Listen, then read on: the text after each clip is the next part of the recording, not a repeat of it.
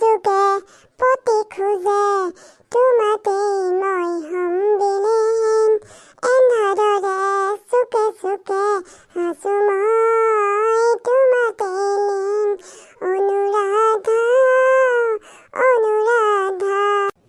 উফ কি ধুনীয়া গান অ জুবিনদাৰ। আজি যে খেল খেলিবলৈ কোনো অহা নাই। স্কুলৰ পৰা অহাওচোন বহুত দেৰি হ'ল। আজি নাহিবই নেকি ক্ৰিকেট খেলিবলৈ কোনো। ৰঞ্জনপুৰে মাতে কি সাজে সাজে কহি পাতে।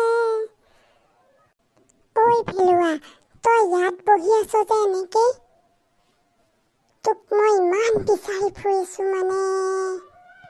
আমি যে সদায় ক্ৰিকেট খেলিবলৈ সদায় এইটো সময়তে আহোঁ। তহঁতি আজি দেৰি কৰিছ, কি হ'লনো তহঁতে ইমান দেৰি কৰিবলৈ আজি?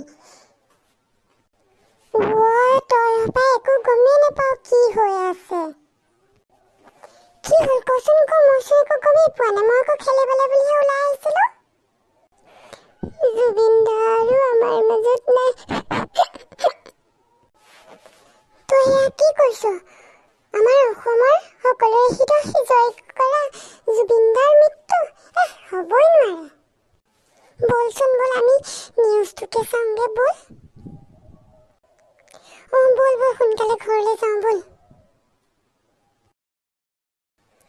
ককা ককা, তুমি ক'ত আছা? মাইনা, মই ইয়াতে আছো, গৈছো ৰ'বা।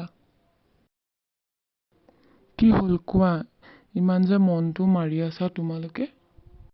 ককা শুনাচোন, শুনা। আমাৰ যে সকলোৰে মৰমৰ জুবিনদা বোলে আৰু নাই। এতিয়া অসমখনৰ কি হ'ব? দাদা জুবিনদা নাই যেতিয়া কি হ'ব? এজন শিল্পী কেহানিও মৰি নাযায়, কিন্তু তেওঁৰ সুৰ চিৰজীৱী হৈ ৰয়। জুবিনে দি থৈ যোৱা অসমীয়া জাতিৰ বাবে কৰা কামৰ বিষয়ে ক'ম ব'লা তোমালোকক আজি মই।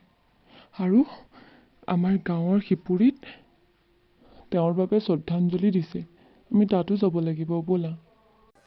ব'লা ককা ব'লা।